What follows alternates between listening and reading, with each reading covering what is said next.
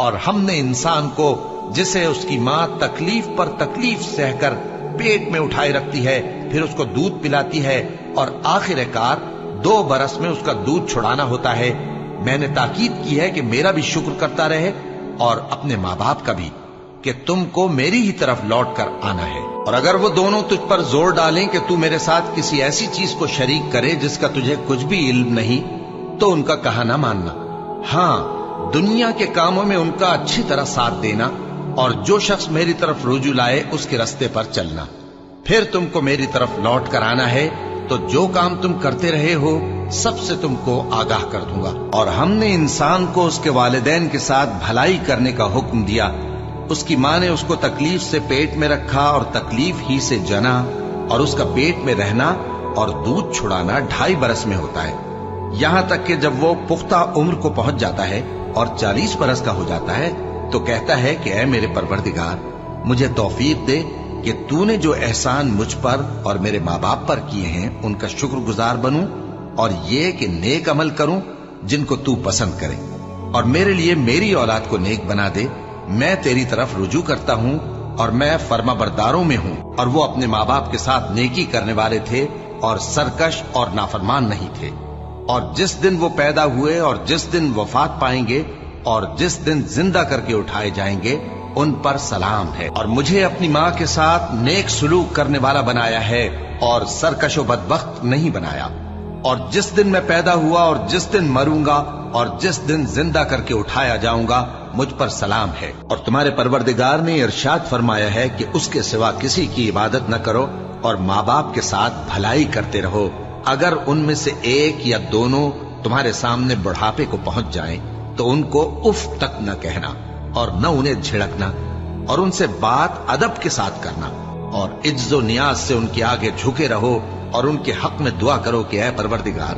جیسا انہوں نے مجھے بچپن میں شفقت سے پرورش کیا ہے تو بھی ان کے حال پر رحمت فرما، اور اللہ ہی کی عبادت کرو اور اس کے ساتھ کسی چیز کو شریک نہ بناؤ۔ اور ماں باپ اور قرابت والوں اور یتیموں اور ناداروں اور رشتہ دار ہمسایوں اور اجنبی ہمسایوں اور پاس بیٹھنے والوں اور مسافروں اور جو لوگ تمہارے قبضے میں ہوں سب کے ساتھ حسن سلوک کرو، بے شک اللہ تکبر کرنے والے بڑائی مارنے والے کو دوست نہیں رکھتا۔ اور جس شخص نے اپنے ماں باپ سے کہا کہ میں تم سے بیزار ہوں، کیا تم مجھے یہ بتاتے ہو کہ میں زمین سے نکالا جاؤں گا، حالانکہ بہت سی قومیں مجھ سے پہلے گزر چکی ہیں؟ اور وہ دونوں اللہ کی جناب میں فریاد کرتے ہوئے کہتے تھے کہ کمبخت ایمان لا، اللہ کا وعدہ سچا ہے۔ تو کہنے لگا یہ تو پہلے لوگوں کی کہانیاں ہیں،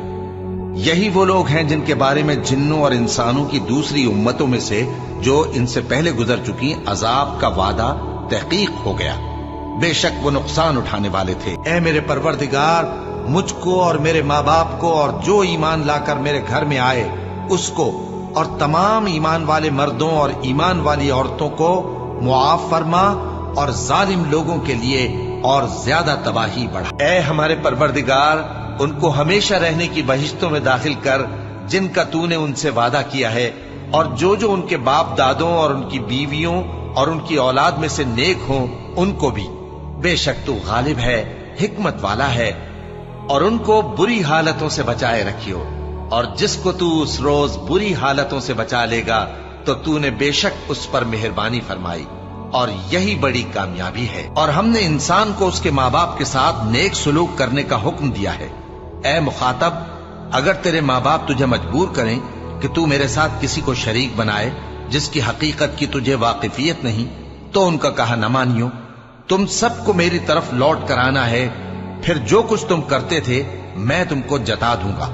اور جو لوگ ایمان لائے اور نیک عمل کرتے رہے ان کو ہم نیک لوگوں میں داخل کریں گے۔ اے پروردگار، مجھے توفیق عنایت کر کہ جو احسان تو نے مجھ پر اور میرے ماں باپ پر کیے ہیں ان کا شکر کروں اور ایسے نیک کام کروں کہ تو ان سے خوش ہو جائے، اور مجھے اپنی رحمت سے اپنے نیک بندوں میں داخل فرما۔ اے یحییٰ،